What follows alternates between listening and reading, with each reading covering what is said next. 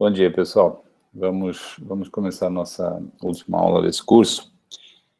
No final da aula de ontem, eu enunciei esse teorema, o qual contém, como caso particular, um teorema que descreve os grupos fundamentais de todas as superfícies compactas sem bordo. Esse teorema é um pouco mais técnico na formulação, mais geral, e ele lida com a seguinte situação. Nós começamos com um espaço topológico A, conexo por caminhos e semilocalmente simplesmente conexo, e nós consideramos o espaço X, que é obtido a partir do A por adjunção de uma célula de dimensão 2, que significa, por meio de uma aplicação de S1 em A. Que significa que essa aplicação Azinho, A minúsculo, de S1 em A, é parte dos dados do problema. A imagem dessa aplicação é uma curva fechada no espaço A, e o X é obtido colando ao espaço A, juntando ao espaço A um disco, uma cópia, célula de dimensão 2 significa uma cópia homeomorfa da bola fechada de dimensão 2, que a gente cola ao espaço A, juntando de acordo com o modo como é prescrito pela aplicação A minúsculo. Tá? Seguindo o S1 é o bordo da bola fechada, a aplicação A minúsculo descreve como é que esse bordo da célula, esse bordo da bola fechada de dimensão 2 deve ser colado ao longo da curva no espaço A. Tá? Então, o X é obtido do A colando essa pizza ao longo de uma curva fechada dentro do A. E o que o teorema nos dá é como se relacionam o grupo fundamental do espaço antes de nós colarmos e depois de fazermos a colagem, quer dizer, como se relacionam os grupos fundamentais do A e do X. O grupo fundamental do X é menor, ele é um quociente do grupo fundamental do A, porque ao juntar essa célula, nós damos espaço para que as homotopias, damos mais espaço para as homotopias, então permitimos que mais caminhos fechados sejam homotopicamente nulos em X do que em A. E, em particular, o caminho fechado que é descrito pela curva A minúsculo, pelo Azinho, se torna, que no começo da construção não é necessariamente homotópico homoconstante, dentro do espaço A, dentro do espaço X ele é homotópico homoconstante porque ele é bordo de uma bola fechada contida dentro do espaço. Dentro dessa bola fechada, dentro dessa célula, a homotopia pode colapsar o caminho Azinho numa constante. Então, o enunciado preciso é que o grupo fundamental do espaço final é isomorfo ao quociente do grupo fundamental do espaço inicial, do A, pelo subgrupo normal gerado pelo caminho Azinho. Então, como eu disse, o caminho Azinho vira zero, vira homotópico constante no novo espaço, e esse teorema diz que quem vira zero são exatamente as classes de homotopia contidas no subgrupo normal gerado por A. Tá? Então, temos uma fórmula explícita para o grupo fundamental do novo espaço, que é dada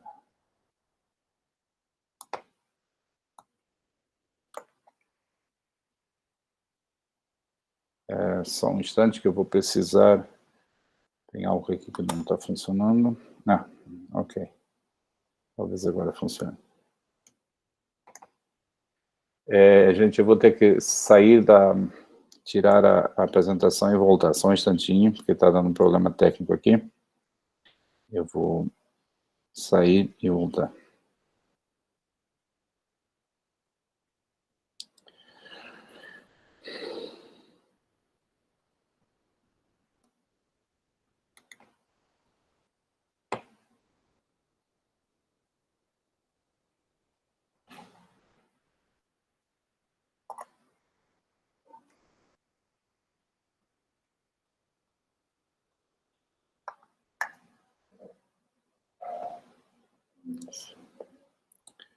Ok.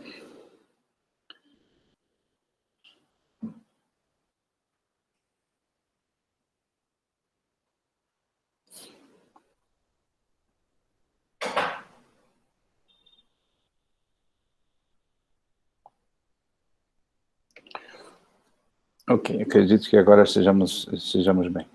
Então, esse teorema dá uma expressão explícita para o grupo fundamental do novo espaço como sendo esse quociente. No caso que nos interessa, o espaço A é uma união de círculos com um ponto em comum, e, portanto, o respectivo grupo é o grupo fundamental com K geradores, em que K é 2 vezes o gênero da superfície, no caso orientável, e K é igual a G mais 1, no caso não orientável. Então, isso, como caso particular, nós obtemos o teorema que descreve os grupos fundamentais de todas as superfícies compactas. Então, vamos, essencialmente, hoje o que a gente vai fazer é provar este teorema que está na tela, e a estratégia básica para fazer isso aí é que a gente já tem usado. Nós queremos mostrar que o π1 do x é isomorfo ao grupo fundamental, ao quociente do π1 do A pelo subgrupo normal gerado pelo Azinho. Então, o que a gente vai fazer é construir, primeiro, um homomorfismo de grupo do π1 do A no π1 do x. E isso, nesse caso, é muito simples. Vamos provar que esse homomorfismo de grupo é subjetivo e vamos mostrar que o núcleo dele coincide com o subgrupo normal gerado por A. E isso, então, dá exatamente a conclusão do teorema. No caso, construir o homomorfismo é fácil. O A está naturalmente contido em X, porque o X é obtido do A acrescentando mais alguma coisa. Então, nós temos uma aplicação canônica de inclusão do A no X, e essa aplicação eu vou representar pela letra xi, e o homomorfismo induzido é simplesmente o homomorfismo de grupos que eu vou considerar é simplesmente o homomorfismo induzido pela aplicação de inclusão. O que faz esse homomorfismo? Pega uma classe de homotopia de caminhos em A e diz, olha só, são caminhos em A, portanto eu posso considerá-los em X também, porque A é um subconjunto do X. Então eu considero como caminhos em X, e portanto aí eles representam classes de homotopia, representam elementos do π1 do X. Tá? Então, esse primeiro item aqui, ao dizer que é subjetivo, eu estou dizendo que todo caminho fechado em X é homotópico a algum caminho fechado em A. Toda a classe de homotopia de caminhos em X vem de algum representante do A. Tá? E segundo, que a segunda parte, que o núcleo coincide com o subgrupo normal de N, é isso mesmo, que na hora que você adjunta a célula, você anula, vamos calcular quais são as classes de homotopia que passam a ser nulas aqui dentro desse grupo, e vamos verificar que correspondem ao subgrupo normal gerado pelo caminho A. Tá? Então, a primeira parte da prova é mostrar que o homomorfismo induzido pela inclusão do A em X é sobrejetivo. Tá? A gente vai fazer isso usando o teorema de Seifert-Van Kampen, que eu relembro para vocês o enunciado, não o teorema todo, mas uma proposição que é uma versão fraca do teorema que nós provamos em aula. Eu vou aplicar de maneira concreta nesse caso, e isso vai nos permitir, então, provar a afirmação. Tá? Eu tentei colocar numa figura aqui uma representação dos espaços. É meio difícil de fazer figuras, mas a ideia aqui é a seguinte: a região que está marcada em azul é o espaço A. Ok? Essa curva aqui, fechada, essa curva aqui, é a imagem da aplicação A minúsculo, tá? Observação, não há razão nenhuma para que o A minúsculo seja injetivo, tá? A imagem, a curva em questão, poderia ser uma curva com autointerseções, e no caso que nos interessa porque no caso que nos interessa lá em superfícies, a curva, a aplicação A, segue aqueles círculos e passa várias vezes pelo ponto em comum, tá? Então, normalmente ela pode ter autointerseções, mas aqui, para simplificar a figura, eu coloquei um Azinho, tá? A imagem do Azinho, que é esse círculo aí, eu fiz sem autointerseções, porque senão a figura ficaria uma loucura para fazer. Tá. E o que está aqui dentro, em rosa, é uma representação da célula que a gente acrescentou, tá? Esse aqui é D. Então, essa é uma representação extremamente simplista, que eu vou usar para... E vocês percebem que ela é simplista, pensando que no caso que nos interessa é bem mais complicado do que isso. No caso que nos interessa, o A é formado, por exemplo, pelos dois círculos, e o espaço todo é o toro, tá? Mas, para efeitos de seguir a prova, me pareceu uma representação razoável. Então, a gente vai chamar de Y um ponto qualquer da célula, no caso, por exemplo, o centro da célula, um ponto qualquer, o que importa é que esteja no interior da célula. E vamos definir dois abertos do espaço X, dois abertos de X, que são os seguintes. O U é o X menos A. Ou seja, o U é o interior da célula. Tá? Então, o U é tudo que está marcado em rosa, inclusive o que está marcado em branco, o ponto Y no centro, tá? Mas não o contorno, porque o contorno pertence a A, e não a parte em azul. Tá? Então, isso aqui em termos de cores é rosa mais branco. Tá? O outro aberto do espaço que a gente considera é o V. V é tudo menos o Y.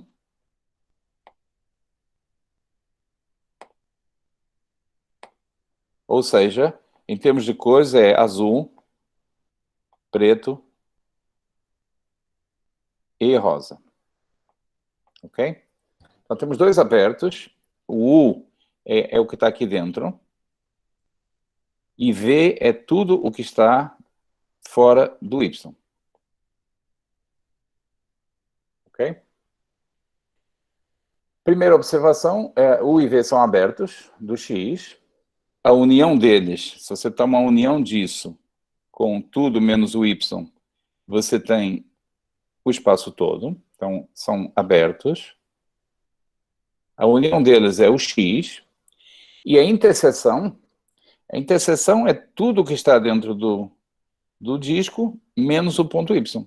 O ponto Y não pertence ao V. Então, a interseção é essa coroa circular aqui. Isso que é U interseção com V. De acordo? Então, nós temos... portanto, U interseção com V é homeomorfo ao disco aberto menos o ponto. É a parte rosa. Tá? U interseção V é a parte rosa. E U união com V é tudo. De acordo? Então, em particular, nós temos que, nesse contexto, U interseção com V é conexo por caminhos. Tá bom? Então, o que isso aqui, essa observação mostra, é que nós podemos nos colocar no contexto do teorema de Seifert-Van Kampen, que tratava do grupo fundamental de um espaço X, que pode ser obtido como união de dois abertos, tá? E com a restrição, com a condição de que a interseção desses dois abertos seja conexa por caminhos. A proposição que a gente provou na aula, que é uma parte do enunciado de do teorema de Seifert-Van Kampen, é que, então, o grupo fundamental do espaço X é gerado por esses dois grupos fundamentais, pela imagem do I sustenido e pela imagem do J sustenido, onde o I é a inclusão do U em X e o J é a inclusão do V em X.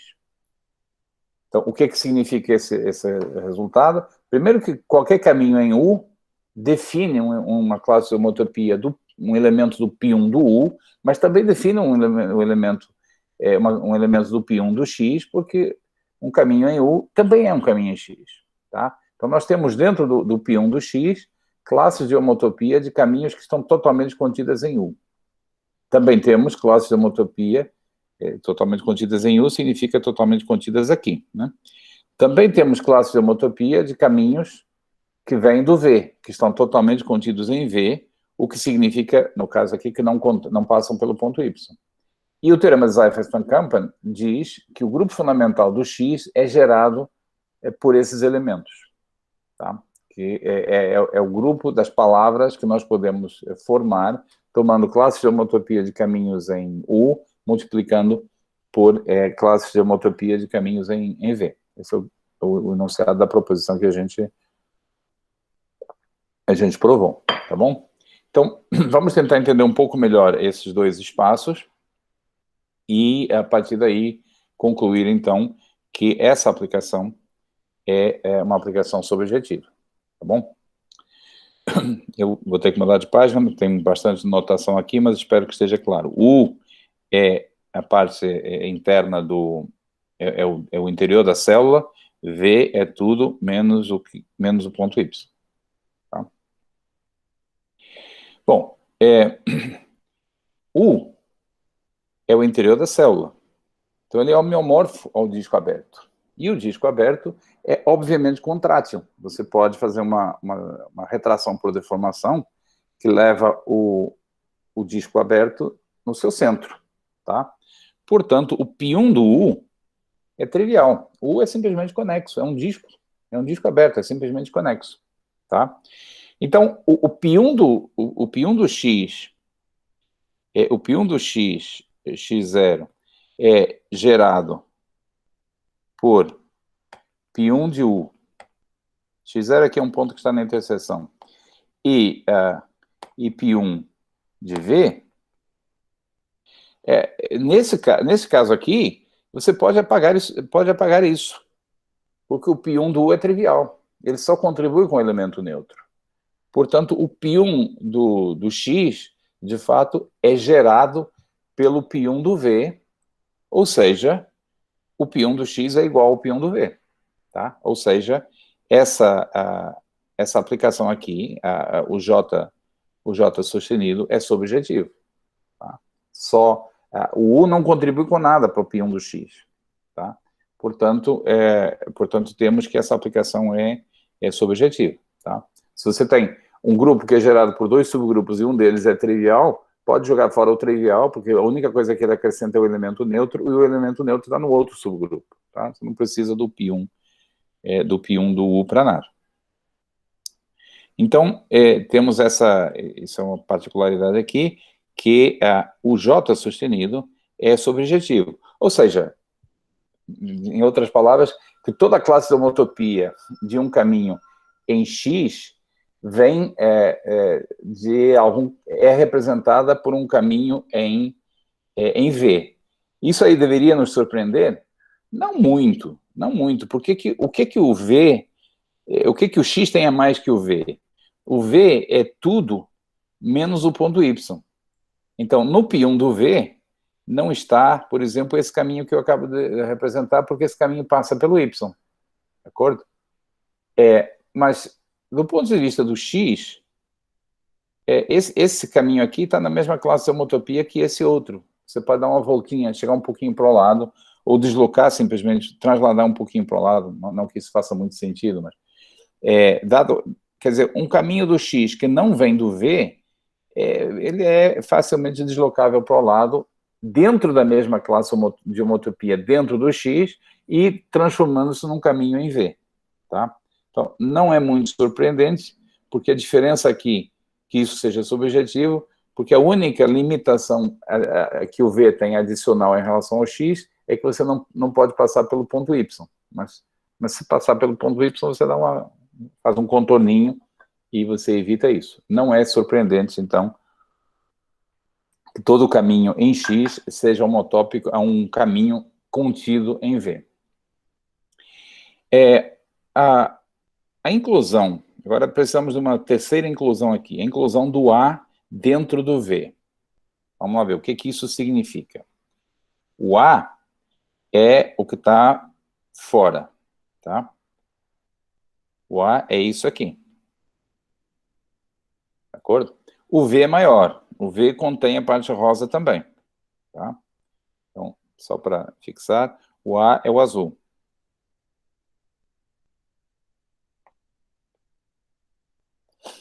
Tá? O V é maior. Então, o A está contido no V. Mas está contido no V de uma maneira que a gente pode ir mais além. Como eu tirei, ao definir o V, nós tiramos o ponto, nós tiramos o ponto Y, tá? Então, o V, além do A, tem o preto, né? Tem o círculo e tem a parte rosa. Agora, a parte rosa, aliás, perdão, o preto pertence ao A também. Azul e preto. Tá? Então, o que o V tem a mais do que o A é a parte rosa. Agora, a parte rosa, como a gente furou o disco, como a gente tirou o Y, pode ser retraída, a parte rosa, pode ser retraída no bordo, fazendo isso assim.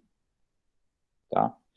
Quer dizer, o A é um retrato por deformação do V. Você pode ir abrindo, continuamente abrindo o domínio, tá? Então, é isso que eu estou dizendo aqui. A inclusão do A no V é uma equivalência de homotopia. Ela tem uma inversa, e a inversa é a retração que faz isso aqui, que envia pontos da parte rosa no bordo, de maneira, por exemplo, de maneira radial, tá? Então, o A está contido dentro do V, mas do ponto de vista, o A é menor que o V, mas do ponto de vista da homotopia, não muito, de fato, não é maior, porque o que o V tem a mais, que é a parte rosa, pode ser retraído, inclusive de maneira, por deformação, se quisermos, mas nem precisamos, pode ser retraído, aliás, por deformação, pode ser retraído no bordo. Isso significa, então, a gente já, que como isso aqui é uma equivalência da homotopia, o homomorfismo induzido por essa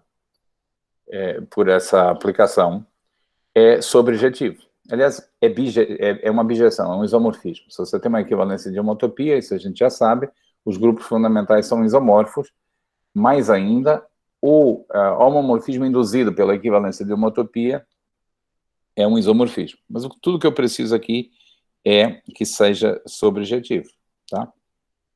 Então, a gente tem a seguinte situação. Temos o A, contido no V, o V contido no X. Isso aqui a gente chamou de K, essa inclusão, e a gente chamou essa aqui de J. Temos que J sustenido é sobre, tá? Porque, por causa do teorema de Seifert-Van Kampen e o fato de que o U é trivial. E temos que o K sustenido é sobrejetivo também,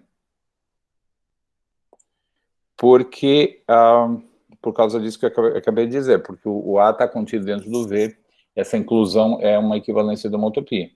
Então, a composição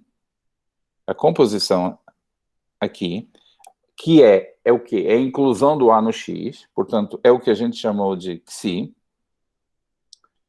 Essa inclusão tem que o homomorfismo induzido por ela é a composição, e a composição de aplicações sobrejetivas é sobrejetiva.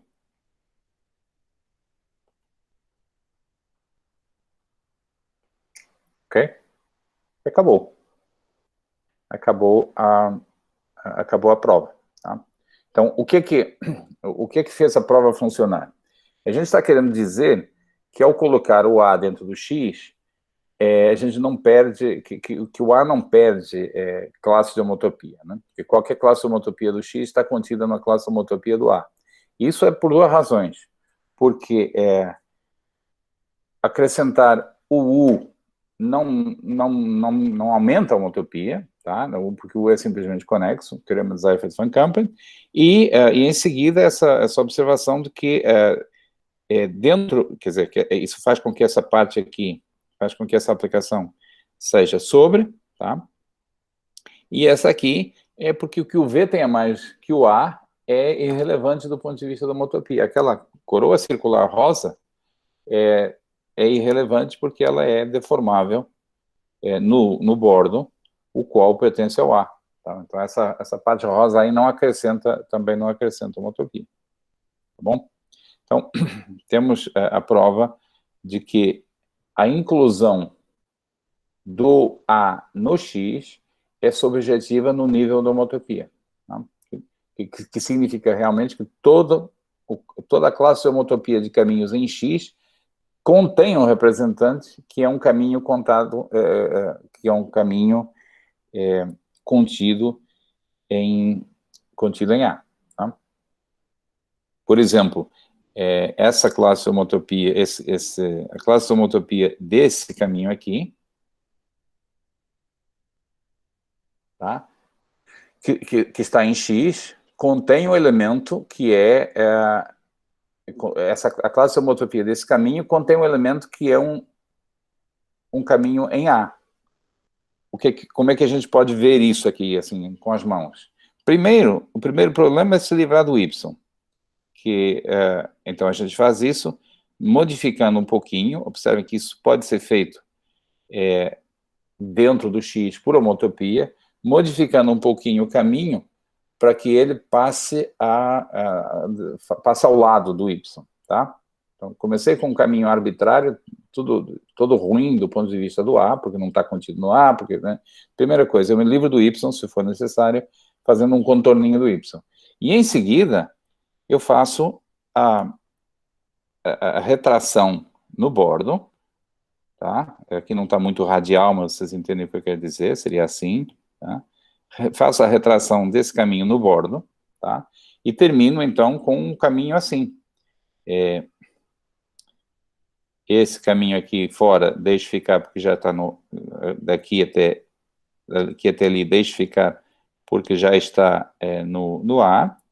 E aqui, depois de fazer a deformação, depois de fazer a retração, o caminho passa a ser esse aqui. Tá? Então, vocês veem que comecei com esse caminho e expliquei como, com as mãos, a gente consegue, dentro da classe homotopia dele, como é que a gente consegue, dentro da classe homotopia dele, encontrar um caminho que está em A, que é esse caminho aqui, mesma classe homotopia. Tá? Então, foi isso que a gente fez. Estou traduzindo o que a gente fez nesse primeiro passo.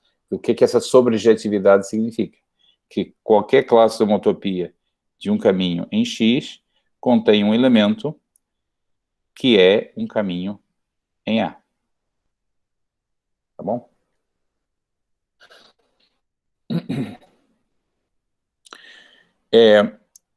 Agora, nós queremos verificar que o núcleo daquele homomorfismo coincide com o subgrupo normal N gerado pelo caminho A. O caminho A é o caminho ao longo do qual a gente faz a colagem, né? E a primeira observação é que uma das inclusões é muito simples. A gente tem o caminho A,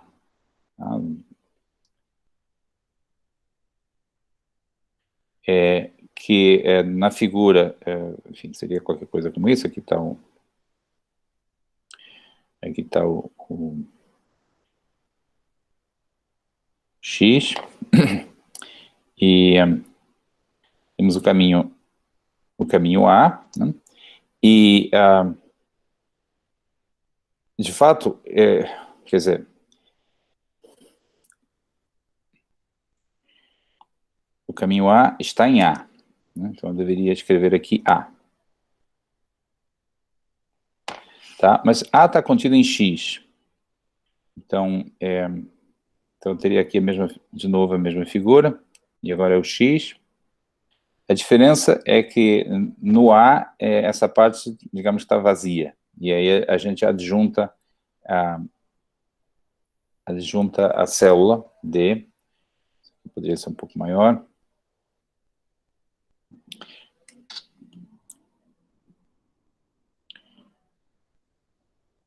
Ok? Esse caminho aqui está Xi, que é a inclusão do A no X. Se você faz a composição dos dois, tá? Neste espaço aqui embaixo, essa região está preenchida pela célula. Tá? Essa região aqui tem o D. Né? E, portanto, esse caminho, a composição, é homotópica, uma constante, porque a imagem é o bordo da célula. Tá? Então, é imediato que A está no núcleo do homomorfismo induzido. E o núcleo de um homomorfismo é sempre um subgrupo normal. Portanto, segue que o subgrupo normal gerado pelo A está contido no núcleo. Tá? O subgrupo normal gerado significa o menor subgrupo que é normal e que contém o elemento. Então, por ser o menor, ele está contido no núcleo do homomorfismo. Tá? Então, essa inclusão aqui é simples. E meio que também não deveria ser surpreendente. Uma das ideias mais básicas aqui é que na hora que você cola uma célula, você está permitindo a homotopia que use essa célula para matar curvas. Então, o bordo da célula zera instantaneamente no nível da homotopia. Tá? Muito bem. Um pouquinho mais sutil é que os únicos que morrem, as únicas classes de homotopia que zeram, são aquelas que estão no grupo fundamental, no subgrupo normal gerado pelo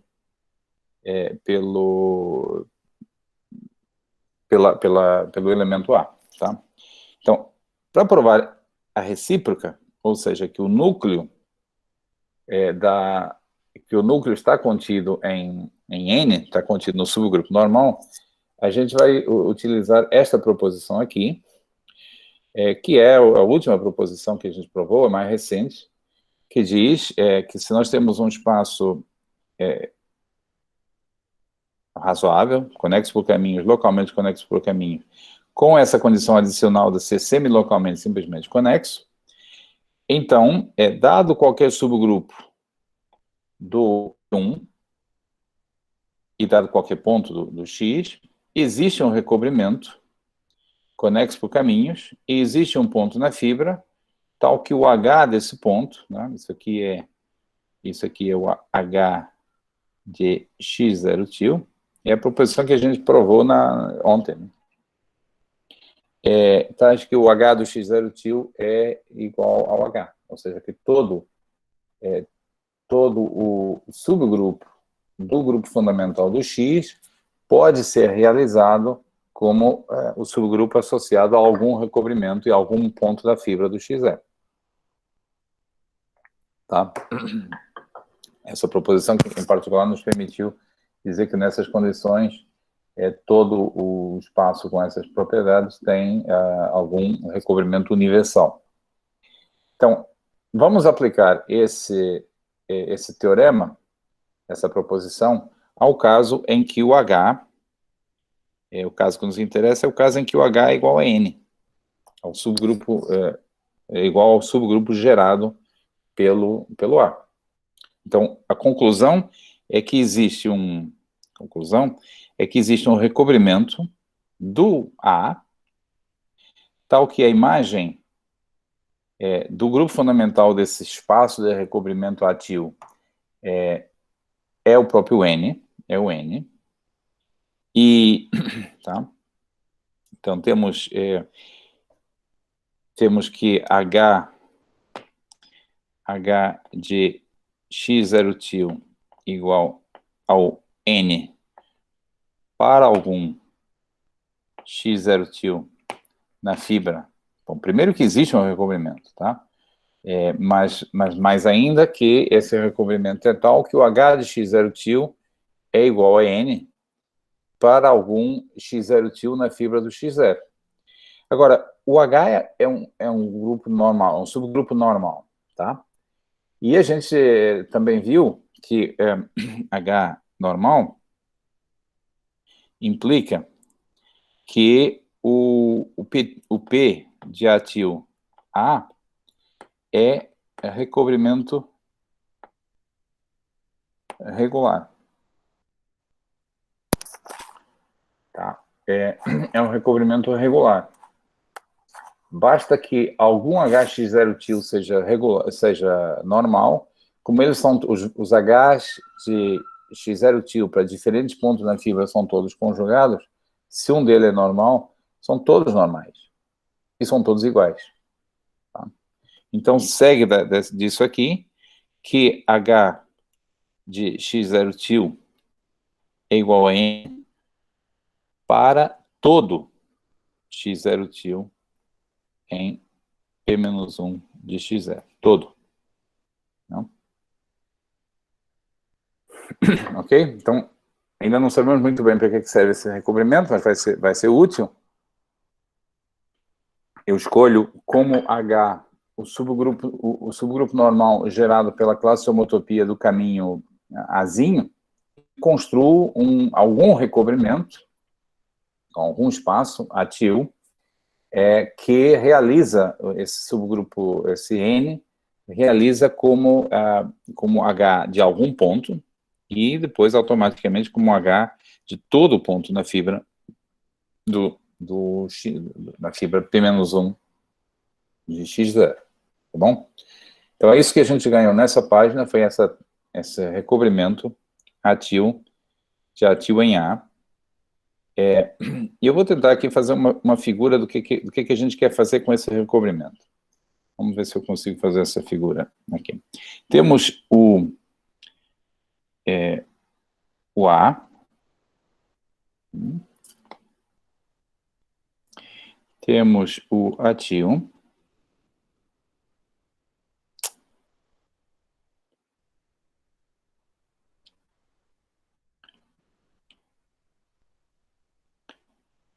Vou fazer um atil aqui. Em vez de fazer lá em cima, eu vou fazer do lado. Tá? E aqui está a projeção.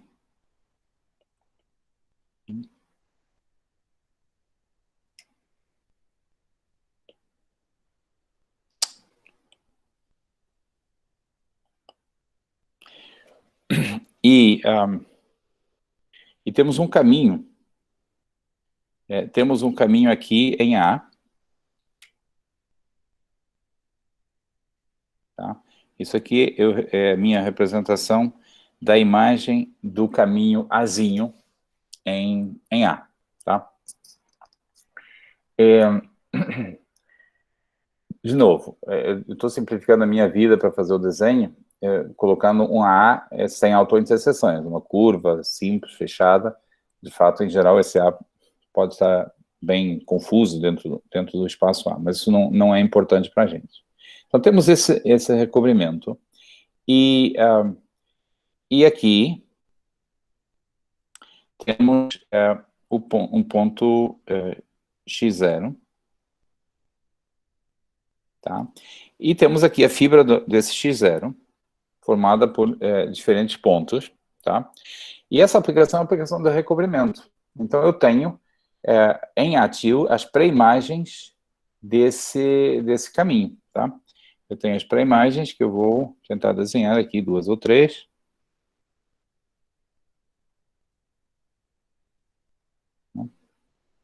Talvez esteja grande demais. Tá bom? Então, dado qualquer ponto x0, dado qualquer ponto x0, dado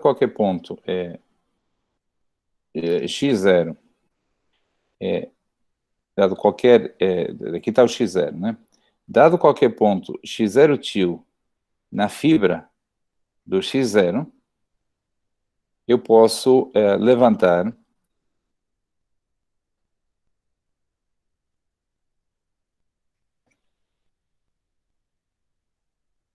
eu posso levantar o caminho A e obtenho aqui diferentes caminhos ATIL, dependendo de qual ponto base eu escolho na fibra. Tá? Digamos, essa figura corresponde ao caso em que existem 3 pontos na fibra. Primeira questão aqui é por que eu desenhei esses levantamentos como sendo caminhos fechados, e a resposta está aqui. Eu escolhi, por construção, não é uma escolha minha, por construção, o caminho que eu estou levantando pertence ao H. O caminho que eu estou levantando pertence ao H de x0 til para todo x0 til.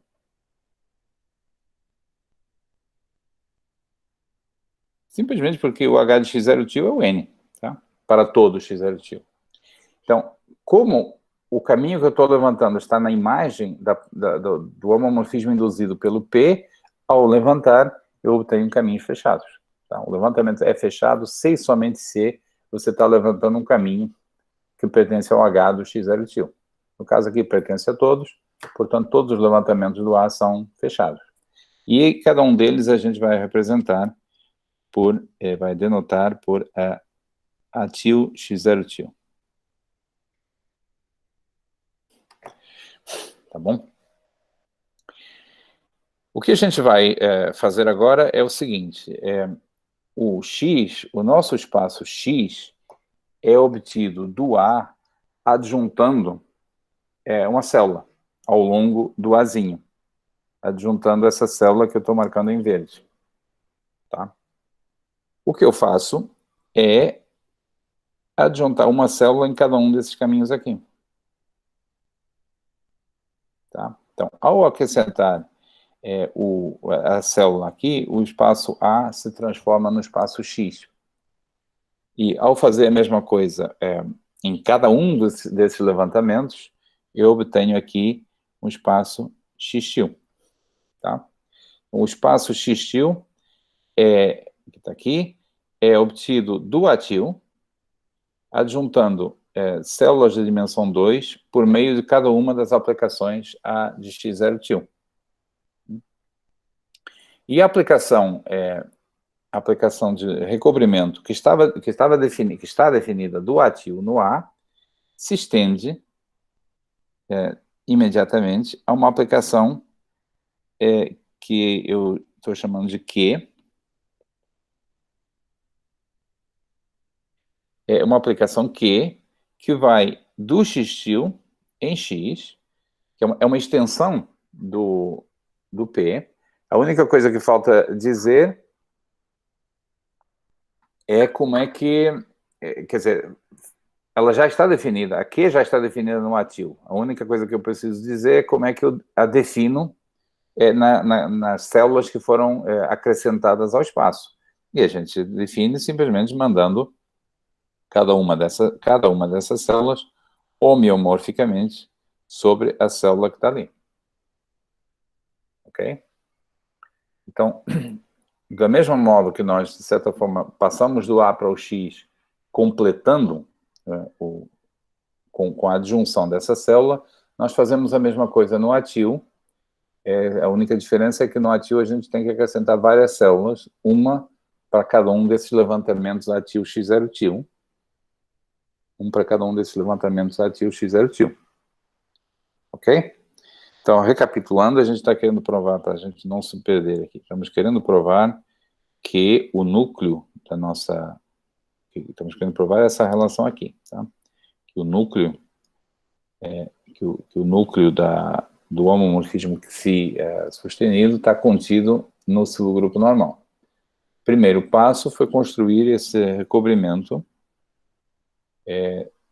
cujo subgrupo H é o próprio N. E é o próprio N não só para algum x0 til, mas de fato para todo x0 til. Proposição provada na aula passada. Com esse recobrimento em mãos, nós fazemos essa construção de completar o ATIL, transformá-lo num x-til, juntando células em cada uma, reproduzindo no nível do atil, essencialmente, aquilo que o procedimento pelo qual a gente constrói o X a partir do A. Ok? Então, agora temos um recobrimento do X-til sobre o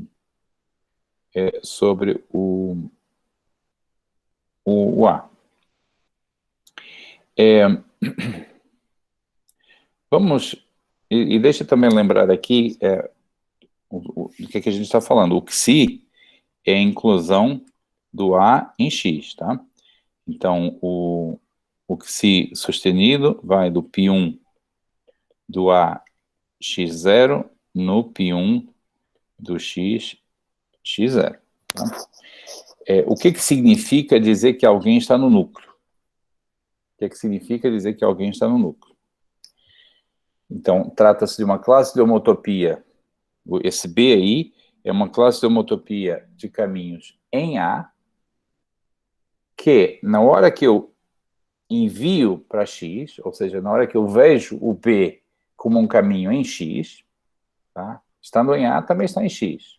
Mas na hora que eu vejo em X, onde há mais espaço para fazer homotopias, porque foi juntada aquela célula, eu quero, esse B deve ser tal que em X ele seja homotopicamente nulo.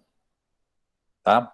Então, traduzindo aqui, o que significa essa relação? Significa que B é um caminho fechado em A, com ponto base x0, e que se você pensar nesse caminho como um caminho em X, se você compuser com a inclusão, que obviamente não altera o caminho, em X ele é homotópico a uma constante. Tá? Pois bem, nós provamos em aula anterior esse corolário que diz que se você tem um homeomorfismo local com a propriedade de levantamento único de caminhos, tá? Em particular se você tiver um recobrimento, e você tiver um caminho homotópico a uma constante, então qualquer levantamento dele é fechado e homotópico a uma constante. Tá? Esse é um caso particular. Há pouquinho eu lembrei o critério que diz quando que um caminho tem levantamento fechado. Se, somente se ele estiver no H do recobrimento. Em particular, se a classe de homotopia do caminho for trivial, claro que está no H e, portanto, claro que tem um levantamento fechado. Tá? Esse corolário é uma versão parcial da proposição que apareceu anteriormente. Então, se você tem um caminho homotópico a uma constante, então qualquer levantamento dele também é fechado e também é homotópico a uma constante. A gente poderia tentar aplicar isso a gente vai aplicar isso ao seguinte F. A gente toma x-til, que nós acabamos de construir, que projeta em x, e tomamos F igual àquele recobrimento que a gente obteve. Tá? Temos um caminho B,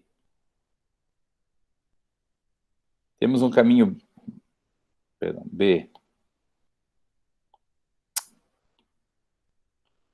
temos um caminho B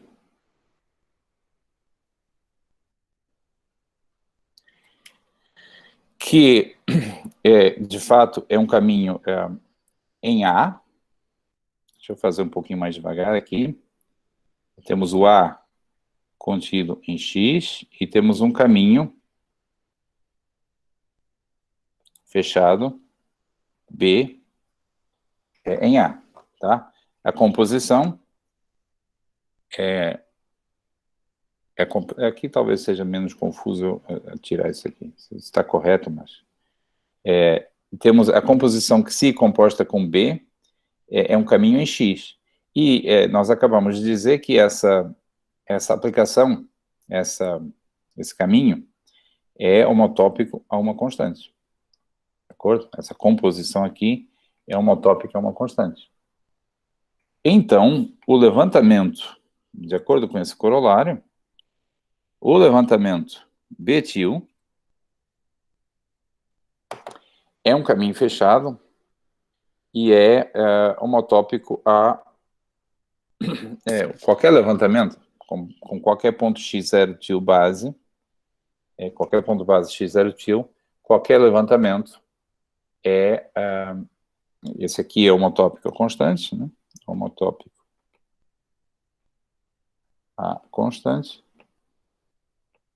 Portanto, aplicando o corolário, a gente vê que qualquer levantamento do caminho B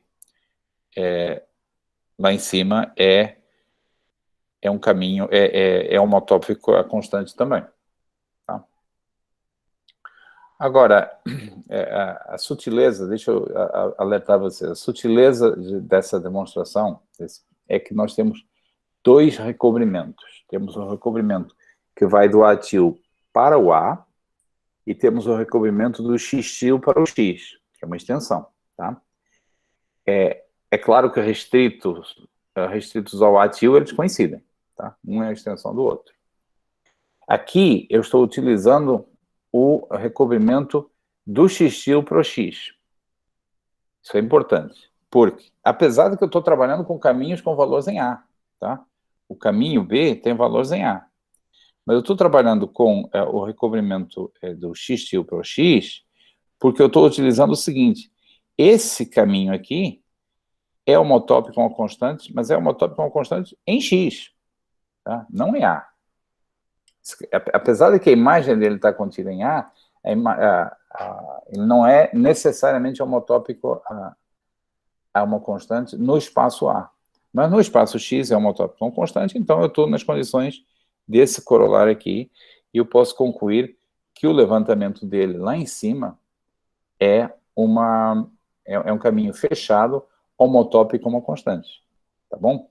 Então, observem, que eu vou ter que mudar a página, observem que B-til é uma aplicação de 0,1 em X-til, homotópica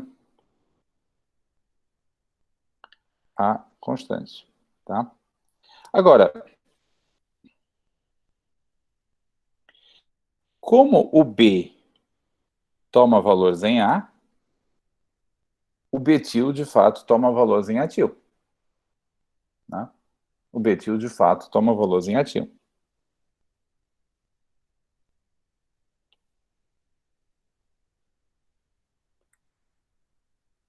Né?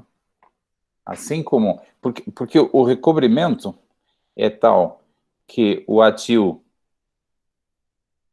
vai em A, e essas células que a gente acrescentou vão na parte adicional. Tá? Então, a pré-imagem do A pelo recobrimento Q é o A-til.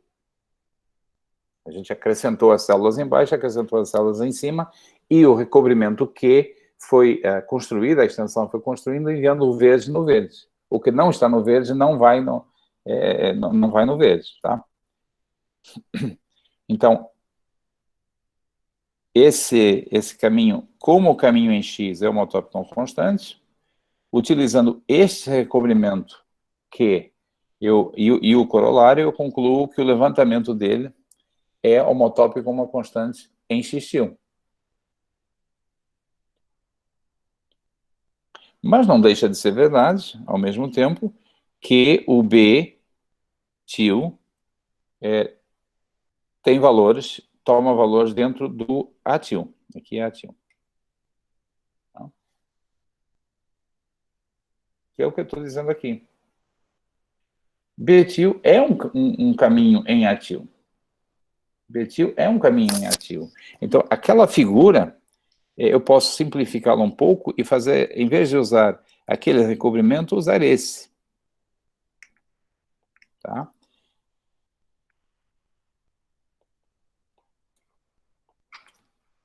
E agora é o recobrimento P.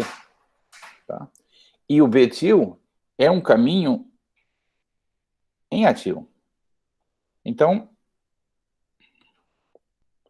o B-til é um caminho em A-til. Então, esse diagrama também está correto. Tá? Eu utilizei o recobrimento anterior e precisei da página anterior da apresentação, porque o fato de que o B é homotópico a uma constante em X, me diz, pelo corolário anterior, que o betil é fechado e homotópico a uma constante em xtil. Ótimo. Agora, o betil também a imagem dele está contida no atil, portanto, esse diagrama comuta. Ou seja, B admite recobrimento, levantamento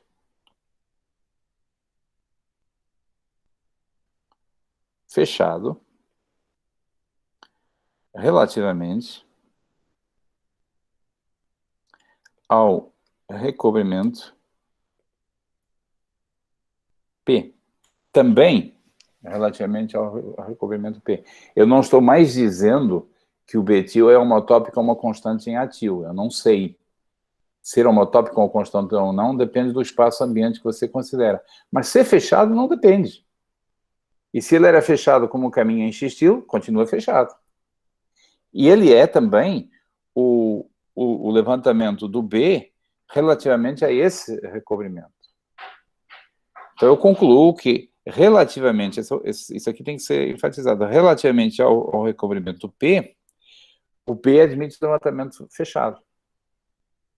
E eu não podia ter dado isso direto, porque eu não posso usar o corolário anterior aqui. Esse B não é homotópico a uma constante em A. Não é necessariamente homotópico a uma constante em A. Eu precisei fazer o argumento em X, onde o B é homotópico a uma constante, para dizer, então o levantamento dele é fechado em xtil, e, portanto, obviamente, é fechado em A também. Tá? Então, relativamente a esse recobrimento, o B também tem levantamento fechado. E aí a gente usa um outro corolário, provado anteriormente, que é esse aqui, que diz, se você tem um caminho fechado na base, o seu levantamento é fechado se e somente se o A está em H de X. Se e somente se o A está em H de X. Tá? Então, esse raciocínio mostra que o B está no H de X está no H de X0 til. Esse H aqui é relativo ao recobrimento P atil A. Mas esse sujeito nosso conhecido se chama N. Ok? Então, qual foi a estrutura da prova? Nós usamos duas caracterizações de quando que o levantamento de um caminho fechado é um caminho fechado. A primeira diz, se na base for homotópico uma constante, então o levantamento é fechado e é homotópico uma constante. Essa segunda parte a gente até joga fora, nem usa. Tá? Se for homotópico uma constante na base, então o levantamento é fechado e homotópico a uma constante. Foi o corolário anterior. E nós aplicamos esse critério de ser fechado, aplicamos ao recobrimento xtil sobre x, porque aí a hipótese é satisfeita. O B em x é homotópico a uma constante. Mas nós temos um outro critério, de certa forma melhor, porque é C e somente C, que diz, o levantamento é fechado, C e somente C, você tem, se a sua classe de homotopia pertence ao subgrupo H do recobrimento. Tá? E nós aplicamos esse critério agora a esse aqui. Agora que nós já sabemos que o betil é fechado, nós usamos esse critério, usamos a recíproca do critério. Né? Usamos o somente C. Que foi usado no primeiro caso foi o C, e aqui é o somente C. Somente C. Então, a conclusão é que o nosso B, a nossa classe de homotopia que está no núcleo, está necessariamente no subgrupo normal, no N, que é o H de X0. Til. Alguma dúvida aqui? Então, essa prova, de fato, é um culminar de coisas que a gente fez. Tem Seifert van Kampen por um lado, mas tem também toda essa teoria que a gente construiu de levantamentos e como levantamentos, recobrimentos e como eles se relacionam com o grupo fundamental. Então, resumindo, aqui está a lista dos grupos fundamentais das primeiras superfícies. A esfera tem grupo fundamental trivial. Tá? A gente viu que as esferas de dimensão 2 ou maior são todas simplesmente conexas. O toro tem grupo fundamental com 2 geradores e essa relação, AB, A-1, B-1. A propósito, na terminologia de álgebra, o elemento neutro é representado de várias maneiras. Quando você usa a notação multiplicativa, é normal representar por 1, mas, por exemplo, aqui, por coerência, em vez de dizer 0, eu deveria ter dito formado só pelo elemento neutro. Tá? O grupo fundamental da esfera é formado só pelo elemento neutro. Então, o grupo fundamental do toro é o grupo com 2 geradores e essa relação significa precisamente que os 2 geradores comutam e, portanto, o grupo é abeliano. Em outras palavras, o π1 do Z2, o π1 do toro é o Z2. A gente já sabia disso, porque o toro é o S1 vezes o S1, e, portanto, o grupo fundamental dele tinha que ser o produto de Z por Z, Z ao quadrado.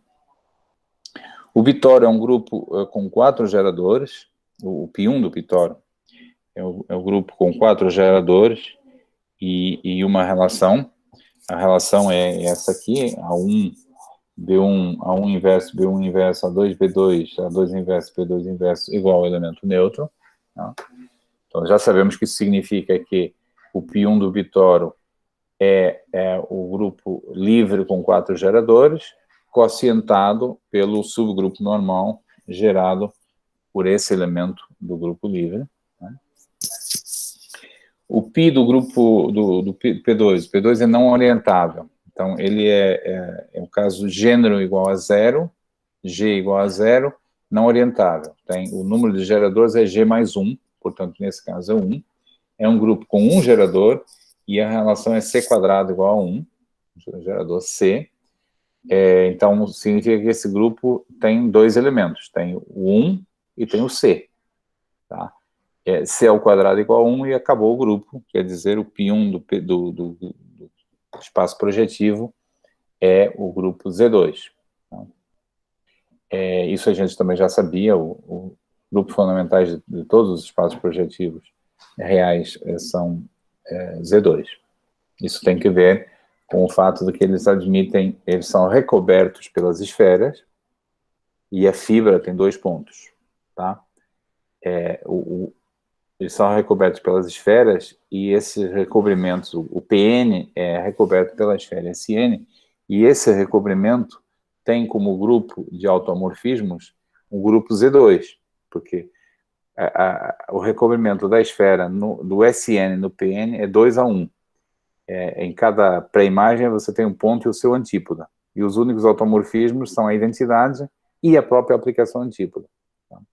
Então você vê que o grupo de automorfismos do recobrimento é o Z2, e nós sabemos que esse grupo de automorfismo do recobrimento é isomorfo ao π1.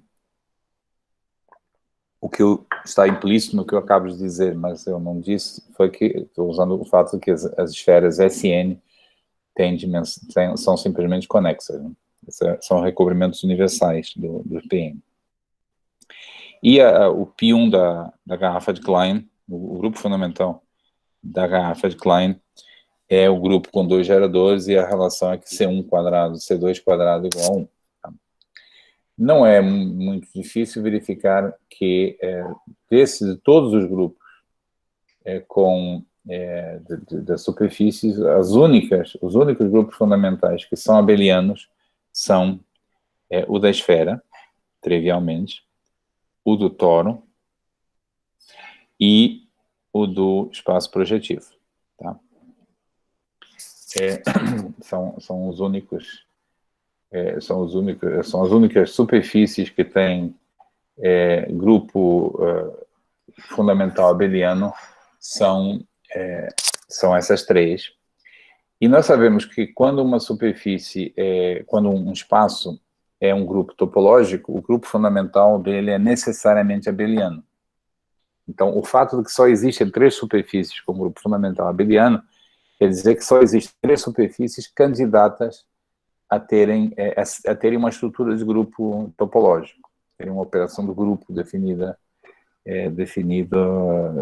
nessa superfície. Então, essas são as 3 candidatas, mas, de fato, das 3 candidatas, a única boa é o toro. Tá? O toro tem uma estrutura de grupo topológico, a gente sabe disso, que a gente, inclusive, já usou. Então, o toro é um grupo topológico.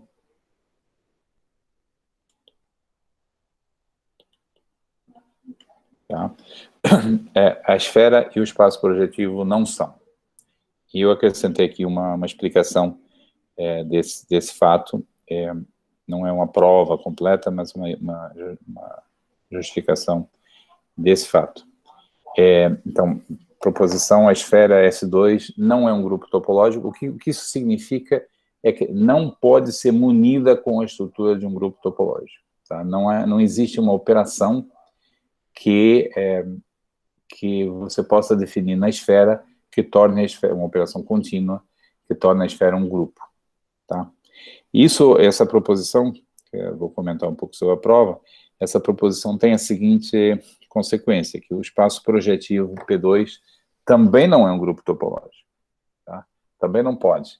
Isso porque nós provamos numa das aulas, acho que na semana passada, o seguinte: se você tem um grupo topológico e você tem um recobrimento dele por algum espaço, você pode transportar a estrutura de grupo do grupo topológico para o espaço de recobrimento. Você pode munir o recobrimento com uma estrutura de grupo topológico, que, além do mais, faz com que a operação de recobrimento seja um homomorfismo. Então, se o P2 tivesse uma estrutura de grupo, você poderia usá-la, poderia transportá-la para o recobrimento do S2.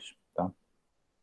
Então, a combinação dessa observação com a proposição garante que o toro é a única superfície compacta que admite uma estrutura de grupo topológico.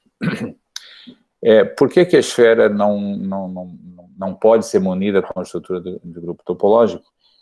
Prova por contradição. Suponha que sim. Tá? Suponha que o S2 seja um grupo. E aí eu vou usar uma notação um pouco redundante. O S2 com a estrutura de grupo eu chamo de G. Tá? Não esqueçam que, como espaço, esse G é o próprio S2. Só que é um S2 com bônus, com estrutura adicional algébrica. Então, supondo que isso fosse possível, supondo que existisse essa estrutura de grupo topológico em S2, nós poderíamos definir uma ação de grupo da esfera nela mesma. O grupo age em si mesmo por multiplicação. Tá? Então, seria uma ação, como está representado aqui, do grupo G no espaço S2, definida dessa forma. A cada ponto do espaço e a cada elemento do grupo, a gente associa o produto deles. Tá? É um pouco, pode parecer um pouco artificial usar notações diferentes aqui, porque o espaço é o mesmo, mas é importante para a gente entender onde que a estrutura algébrica é necessária e onde que você está olhando o S2 apenas como um espaço. Tá? Então, teríamos essa ação de grupo, que consiste em multiplicar os pontos do espaço pelos elementos do grupo. Eu escolho multiplicar à direita, para que as fórmulas saiam elegantes. E essa ação de grupo tem a propriedade óbvia de que φ do elemento neutro é identidade. Né? O E aqui, o E representa o elemento neutro do grupo G. Tá? Então, φ a multiplicação à esquerda, à direita por E, evidentemente pelo elemento neutro, é a identidade. Então, esse é o primeiro fato. O segundo fato é que essas aplicações, essas φg definidas desse jeito, não têm pontos fixos. Por que não tem pontos fixos? Porque suponha que você tivesse um ponto fixo. Suponha que φg de x fosse igual a x. Isso significaria que x vezes g é igual a x. E aí você multiplica do lado esquerdo pelo inverso de x, x menos 1, x, g, igual a x menos 1, x. E você obtém que o g tem que ser o elemento neutro. G tem que ser igual a 1, tá? É um elemento neutro. Então, se o g não for elemento neutro, essa aplicação φg não tem pontos fixos. φg é uma aplicação de S2 em S2, que consiste em multiplicar pelo G, nessa estrutura de grupo hipotética que, de fato, a gente quer mostrar que não existe, tá? Então, para cada elemento do grupo, a gente tem uma aplicação do S2 do S2, uma aplicação, um homeomorfismo do S2 do S2, tá? No caso do G ser o elemento neutro, é a própria identidade, e no caso do G não ser o elemento neutro, ela não tem pontos fixos, tá? E aí eu vou usar esse fato aqui, que eu acho, inclusive, que é um exercício num dos primeiros capítulos do livro. Não tenho certeza, mas acho que está como exercício. Vamos usar o fato de que todo homeomorfismo da esfera sem pontos fixos tem grau menos 1. Todo homeomorfismo da esfera sem pontos fixos, grau menos 1 significa dizer que inverte a orientação, tá? Que seria grau 1 se preservar essa orientação, e grau menos 1 se inverte a orientação. Então, homeomorfismos da esfera S2 sem pontos fixos tem grau menos 1. Então, qual é a situação? Para cada G, para cada Gzinho aqui, para cada elemento do grupo, eu associo o respectivo homeomorfismo φg definido por essa hipotética ação de grupo da esfera sobre ela mesma, tá? E em seguida eu calculo o grau dessa aplicação. Então, é uma transformação com valores no conjunto menos 1, 1. Que eu chamo Z2, porque é uma das várias maneiras de representar o grupo Z2, tá? É uma aplicação que vai do grupo G no Z2, que a cada elemento do grupo associa o grau da respectiva aplicação φg. E o que a gente tem é o seguinte: se você tem G igual à identidade, então o φ dele é igual ao φ, se G é o elemento neutro, é igual ao φ da identidade do S2, o qual é igual a 1. Tá? E se G não é a identidade, não é o elemento neutro, então o φg é igual a menos 1. Porque, como observei anteriormente, o φg não tem pontos fixos e todo o homeomorfismo da esfera sem pontos fixos tem grau menos 1. Então, é essa aplicação meio sem graça, pega o elemento neutro, manda no 1, e pega qualquer outro e manda no menos 1. É um homomorfismo de grupo, tá? Trivialmente é um homomorfismo de grupo. É um homomorfismo de grupo. É subjetivo.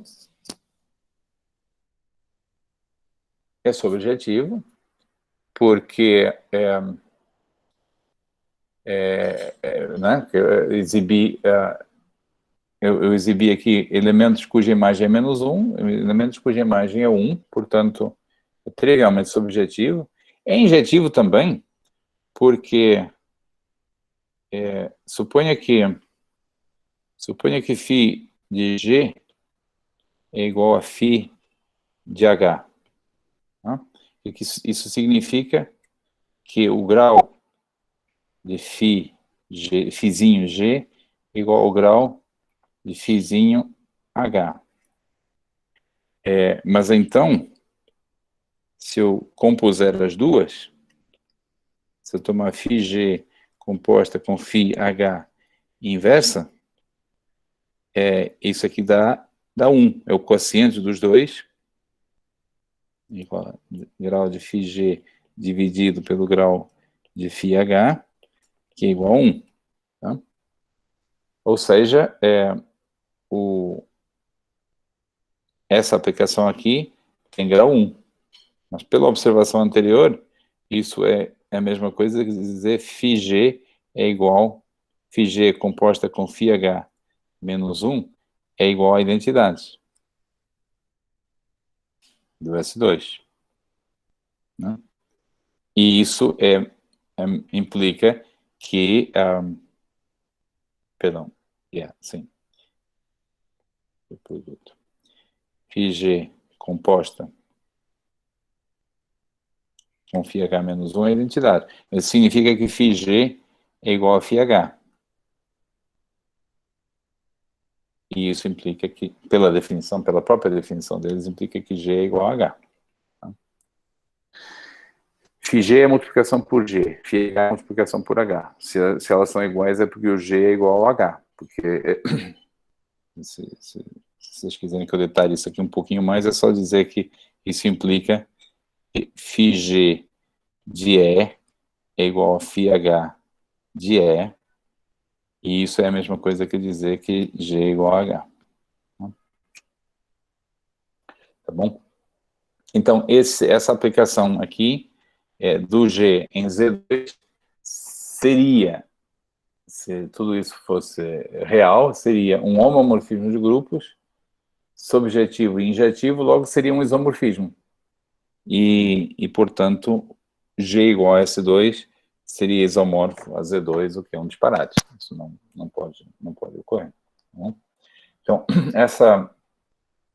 embora nós não tenhamos começado nem sequer com essa ideia de grupo topológico em mente, essa análise de grupos fundamentais, o cálculo dos grupos fundamentais, etc., acaba nos dando uma informação absolutamente não trivial, que é que entre todas as superfícies, a única que permite que você coloque nela uma estrutura de grupo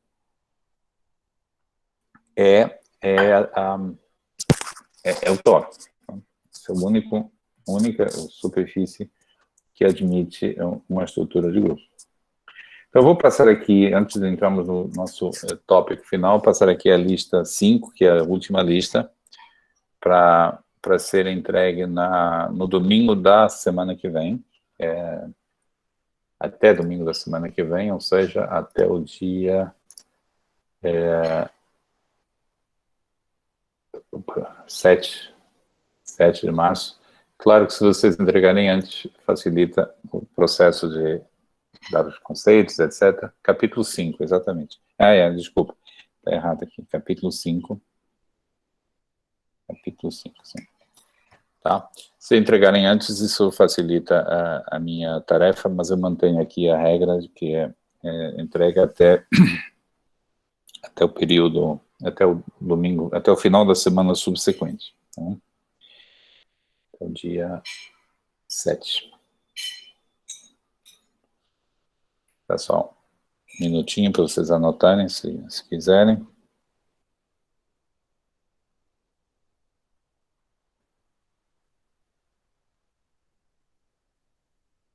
Ok.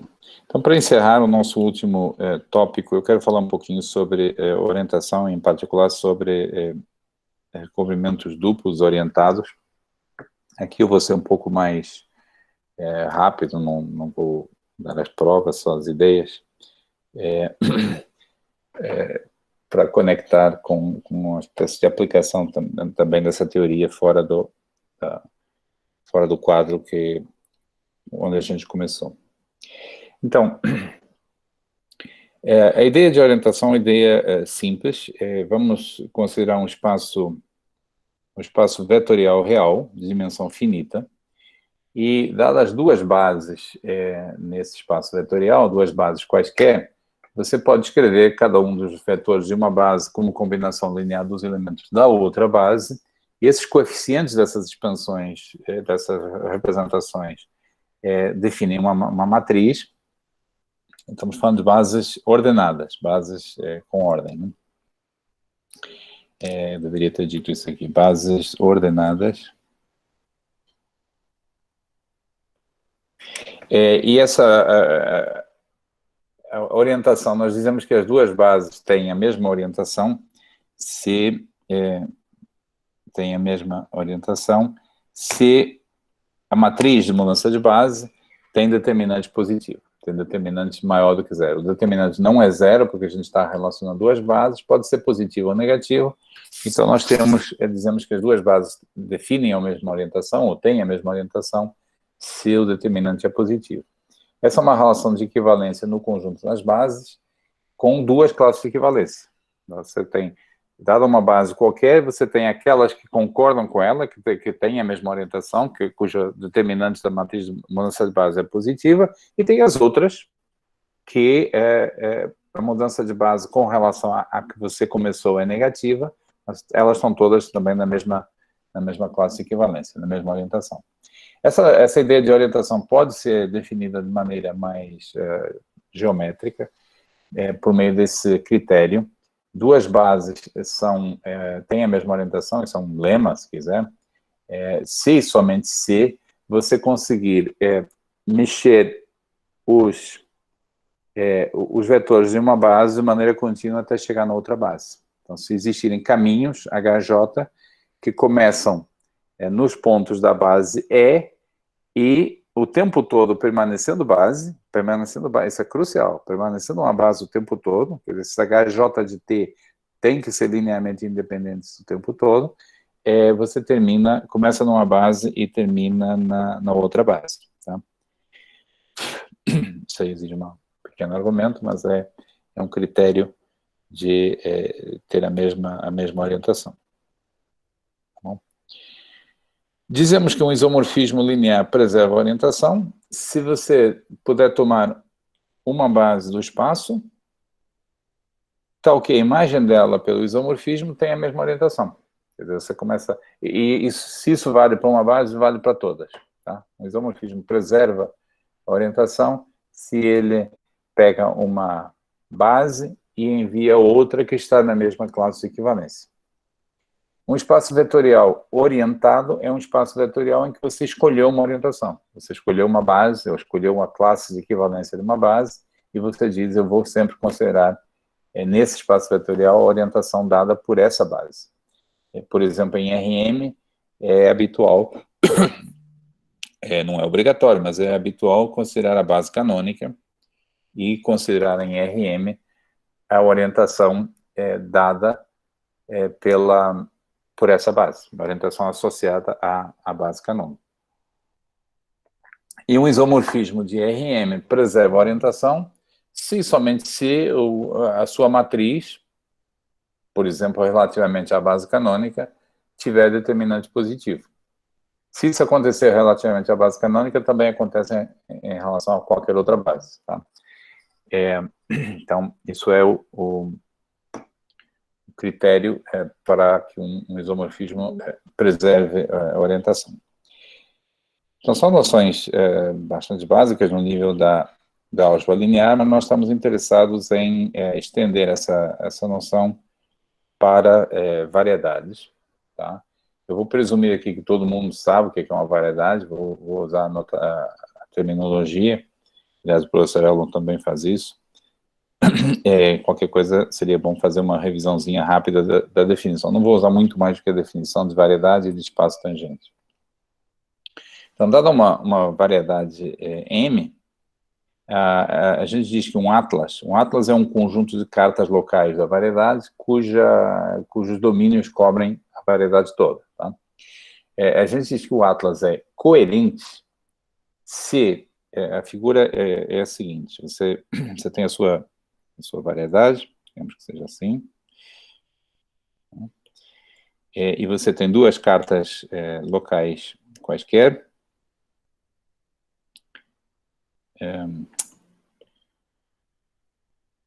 duas cartas locais U alfa e U beta, Tá? O alfa e o beta são os domínios dessas cartas locais. Eu vou supor que elas se intersectam. Então, as cartas locais são aplicações φ alfa e φ beta para o espaço euclidiano. Né? E vamos dizer que o Atlas é coerente se dadas as duas cartas locais quaisquer cujos domínios se intersectam. Se você olhar na interseção, então você tem aqui a imagem da interseção pelo φ alfa e lá a imagem da interseção pelo φ beta, e você pode definir de uma na outra a composição, seria φ beta, psi alfa beta, essa aplicação, que é φ beta composto com φ alfa menos 1, você vai querer que essa aplicação psi, que é uma aplicação de um aberto do espaço euclidiano RM, no aberto do espaço euclidiano RM, você vai querer que ela preserve a orientação. Mais precisamente, você vai querer que a derivada dessa aplicação em todo ponto preserve a orientação. A derivada é uma aplicação linear de RM em RM. Você vai querer que o determinante da matriz jacobiana da psi seja positivo em todo ponto. Tá? A derivada da psi preserva a orientação, significa que o determinante da sua matriz tem determinante positivo, ou seja, o Atlas se diz coerente se, para qualquer psi como esse, o jacobiano em todo ponto seja positivo. Tá? Então, jacobiano de psi em todo x pertencente à interseção, ou seja, φ alfa, U alfa, U beta, é positivo. Tá? É isso que significa dizer que o Atlas é positivo. Preserva a orientação, a derivada preserva a orientação em todos os pontos. Derivada que é uma aplicação linear. A variedade, uma variedade diz-se orientável se ela tiver algum Atlas coerente. Se ela admitir algum Atlas coerente. E se isso acontece, você escolhe um Atlas coerente, esse Atlas define uma orientação no espaço tangente, em todo ponto. Tá? Você, dado qualquer ponto x, você escolhe uma carta local que contém o x, tá? O alfa que contém o x, você considera a aplicação φ alfa no espaço que está num ponto P qualquer. No ponto P, você considera o φ alfa respectivo, né? Considera uma carta local cujo domínio contenha o P, e você pode, dessa forma, você tem uma aplicação de φ alfa P, que vai do espaço tangente no P no RM, a derivada, tá? E você diz, eu escolho no espaço tangente do P a orientação que faz com que corresponde à base canônica, que corresponde, esse aqui é um isomorfismo. Você pega a base canônica aqui, traz para cá por esse isomorfismo, traz para o espaço tangente pelo isomorfismo, você tem uma base do espaço tangente, e você diz, essa base define a minha orientação. É a orientação que eu quero no espaço tangente. Então, resumindo, eu sei que tem bastante terminologia aqui, para quem sabe o que é uma variedade, enfim, já fez curso de variedades, é a terminologia básica, para quem não fez, é muita coisa nova. A variedade se diz orientável se ela tiver um Atlas coerente, um Atlas com aquela propriedade. Se isso é o caso, se você tem um Atlas coerente, você pode usá-lo para definir uma orientação em cada espaço tangente, no espaço tangente a cada ponto, do modo que eu descrevi. Você pega o ponto, pega uma carta local cujo domínio contém o ponto, usa a derivada dessa carta local para transportar a orientação do RM para o espaço tangente. A sacada do Atlas ser coerente é que, se o Atlas for coerente, essa definição, essa orientação que você transporta não depende da escolha da carta local. Que a priori poderia acontecer, né? Você poderia estar obtendo uma orientação dependendo da escolha do alfa, dependendo da escolha do φ alfa. Mas se o Atlas é coerente, é por isso que a gente chama de coerente, né? Essa escolha não depende essa orientação que você coloca no espaço tangente não depende da escolha da carta local. Alguns exemplos são trabalhados no livro do professor Elon. As verificações são relativamente simples. Exemplos de espaços, variedades orientáveis, o cilindro, o próprio espaço euclidiano, já vimos isso, basta tomar a base canônica. A esfera, todas as esferas são orientáveis, todos os toros são orientáveis, todos os espaços projetivos com dimensão ímpar são orientáveis. Com dimensão ímpar, deixa eu enfatizar isso aqui. Por outro lado, no time das variedades não orientáveis, nós temos a faixa de Möbius, a garrafa de Klein e os espaços projetivos de dimensão par são todos não orientáveis e, de fato, todas aquelas superfícies na série não orientável. Para cada gênero G maior ou igual que zero, nós temos uma superfície compacta sem bordo que é não orientável. Então, enfim, dentro do mundo das variedades existe essa dicotomia entre variedades orientáveis e variedades não orientáveis. Mas o objetivo aqui é dizer que essa dicotomia não é tão simétrica assim. Porque, de fato, uma variedade que não é orientável pode ser, entre aspas, tornada orientável, pode ser orientada, se vocês estiverem dispostos a pagar o preço. E o preço no lugar da variedade em si, considerar um recobrimento dessa variedade de tipo particular, um recobrimento 2:1, um recobrimento em que as fibras têm exatamente dois pontos. Se estiverem dispostos a fazer isso, vocês podem tornar qualquer variedade que não é orientável, podem torná-la orientável. Essa é a ideia dessa teoria. Não é muito profunda, mas é útil, porque, de certa forma, muitas vezes você provar alguma coisa, basta considerar o caso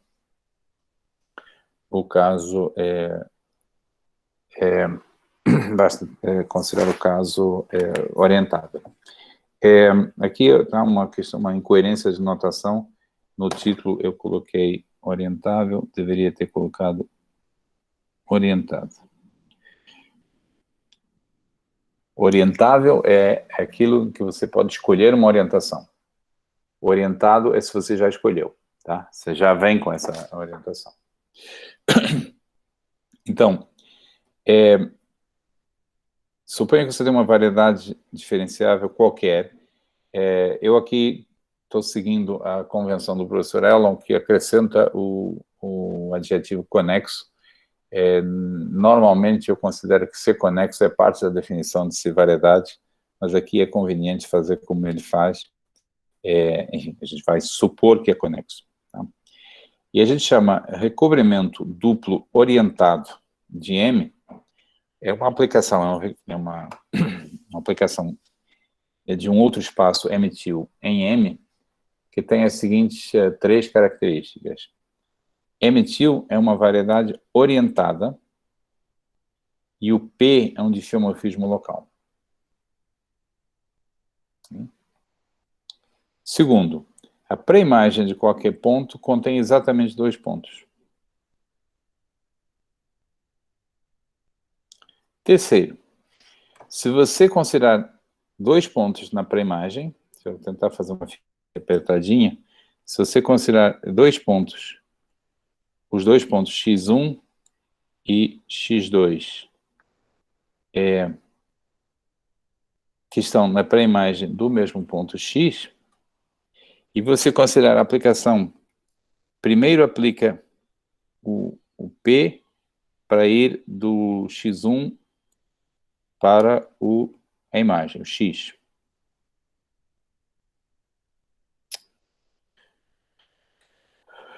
X, que é P de X1 igual a P de X2, Y. E em seguida, você usa a inversa local, P-1 local, né? Para ir de Y para X2, tá?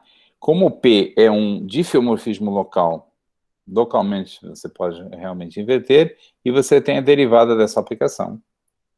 E a condição, a terceira condição na definição do recobrimento,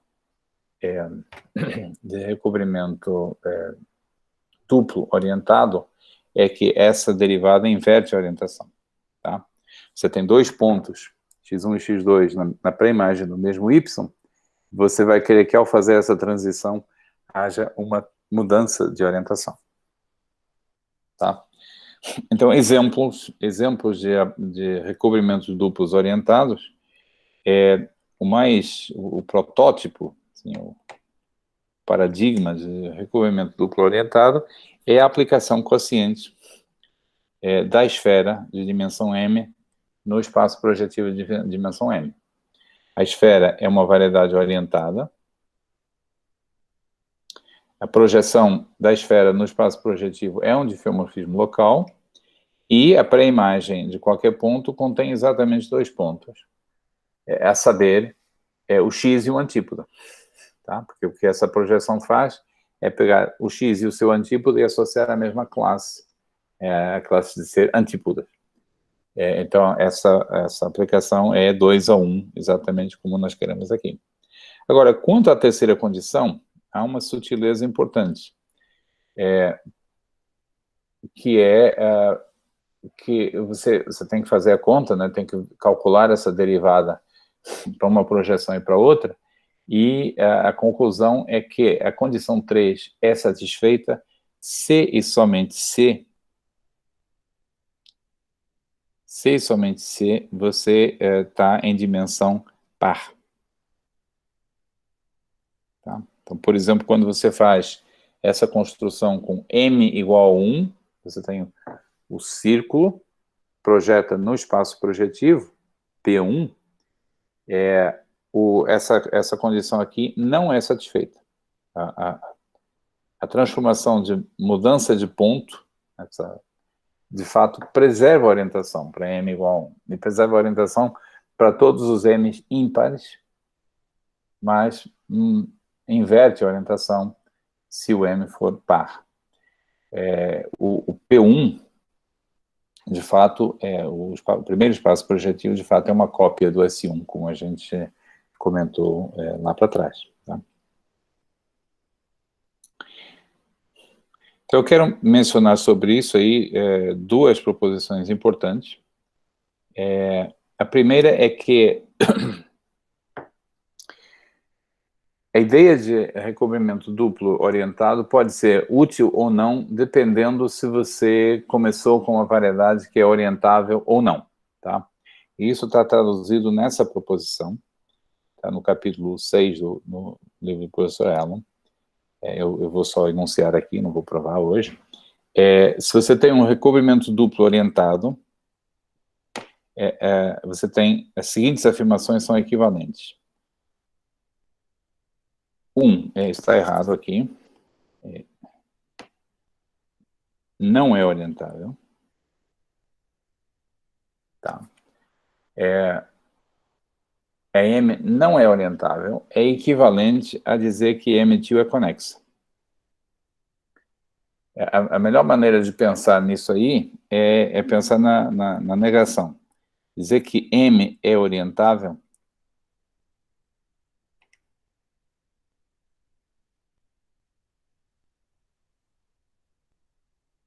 desculpe, deixa eu corrigir. É melhor dizer assim. M2 não é conexa. Tá? Então, se você for construir um recobrimento duplo orientado em cima de uma variável que é orientável, tá? O que você obtém lá em cima, como recobrimento, não é um espaço conexo. Tá? Por exemplo, se você tentar fazer um recobrimento duplo orientado do círculo, tá? O recobrimento duplo orientado do círculo, e o que você obtém é a união de dois círculos. Tá? Esse aqui é o M. Tá? Recobrimento duplo orientado do círculo seria dois círculos.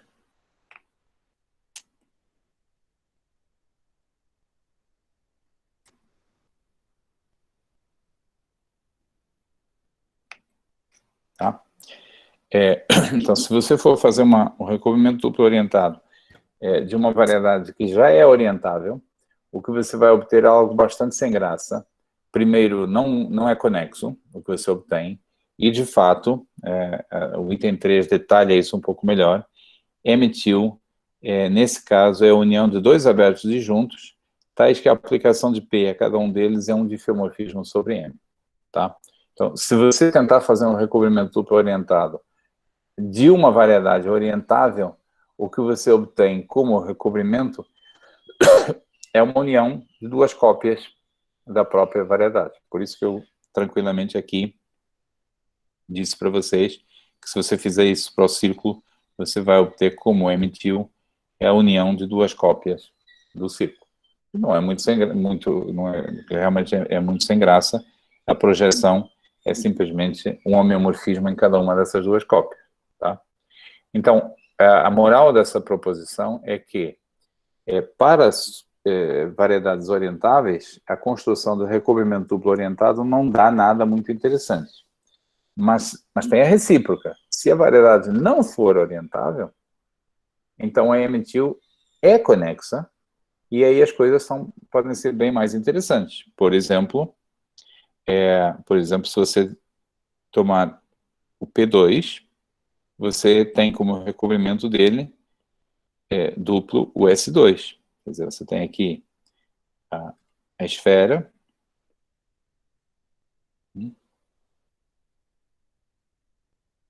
Você tem a esfera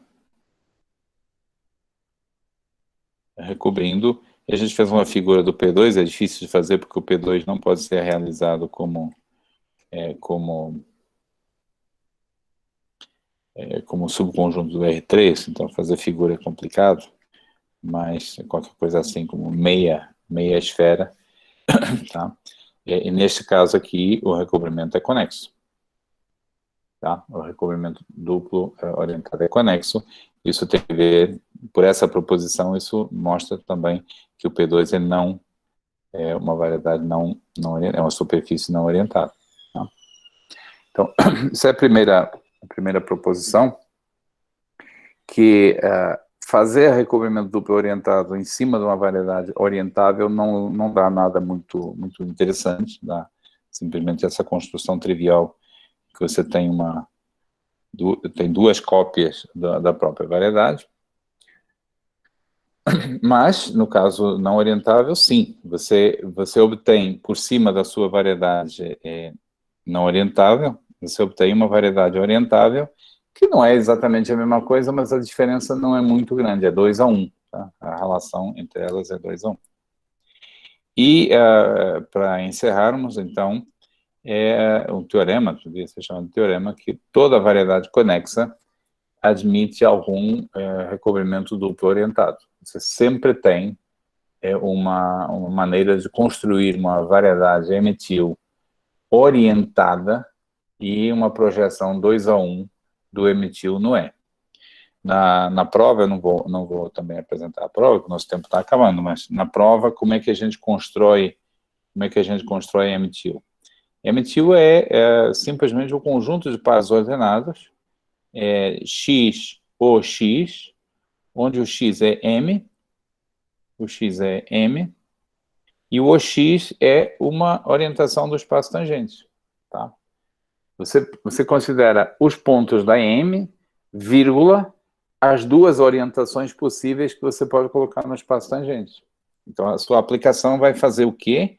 Vai tomar cada X com uma orientação e enviar, é isso que faz o P, enviar no próprio X. Claro que você tem a outra para a imagem, é o X com a outra orientação. É o X com outra orientação, linha, tá? E também projeta no X. Tá? O espaço de recobrimento é simplesmente formado pelas duplas ponto, vírgula, qualquer das duas orientações possíveis que você pode colocar, e a projeção, e o recobrimento é a projeção trivial na primeira coordenada. Para tornar, isso aqui é a ideia da construção, são os personagens da construção. Para tornar isso aqui uma prova, você precisa, a gente precisa munir o MTIL com uma estrutura de variedade diferenciável, definir cartas locais, etc. Precisa verificar que relativamente a essa estrutura de variedade diferenciável, o P é realmente um diffeomorfismo local, e precisa verificar que calcular a derivada dessa operação de fazer isso aqui, tá? Ou assim, e verificar que realmente preserva, inverte a orientação, que aquela condição 3 da definição de recobrimento duplo orientado, que inverte a orientação, mas isso é mais ou menos por construção, porque a gente, num ponto, coloca uma orientação, no outro, coloca outra. Então, é isso que faz com que a transição inverta a orientação. Tá? Então, a ideia muito, muito rápida, não da prova, porque a prova envolve trabalho administrativo, mas de como é que a gente pode construir esse recobrimento para efeito da prova, e embora a construção, a definição pareça meio abstrata, de fato, esse MTIL com essa estrutura é uma variedade conexa se somente se o próprio M não é orientável. E em particular, tem um corolário surpreendente disso aí, que é que toda variedade simplesmente conexa é orientável. E por que isso? Porque suponha que você tem uma variedade simplesmente conexa. Se ela não fosse orientável, você poderia construir o recobrimento duplo. Poderia construir o recobrimento duplo dela, e esse recobrimento duplo seria duplo orientado, né? Poderia construir o recobrimento duplo orientado dela, e esse recobrimento duplo seria conexo. Tá? O MTIL seria conexo. E nós já provamos que quando uma variedade é simplesmente conexa, quando um espaço é simplesmente conexo, qualquer recobrimento dele conexo tem que ser um homeomorfismo, tem que ser uma bijeção, 1 a 1, não pode ser 2 a 1. Portanto, o recobrimento duplo orientado aqui não seria uma possibilidade. Tá? Eu não vou mais além nesse tópico aqui, queria só mencionar, porque é uma maneira legal de uma aplicação interessante e útil. Útil a informação de que, dada qualquer variedade, vamos dizer, não orientável, você pode colocar por cima dela uma variedade orientável, uma projeção 2 a 1. Isso permite reduzir muitas demonstrações de resultados ao caso orientável, por meio dessa construção. Então, eu termino aqui o curso por hoje, amanhã os mestrandos têm prova, mesmo esquema da primeira prova, e temos alguns minutos, se alguém quiser fazer alguma pergunta, podemos, antes de encerrar.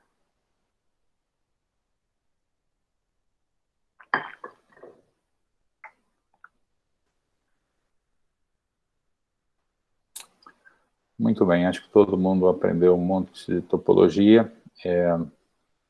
Agradeço a vocês pela atenção até o final e espero ver alguns de vocês maioria de vocês pelo INPE em algum momento em curso no verão, ou no mestrado, no doutorado, e inclusive espero ver presencialmente, porque espero que acabe essa obrigação de nós termos que fazer o curso online, né, com essas condições, tá bom? Obrigado, gente, pela atenção e boa sorte para todos vocês.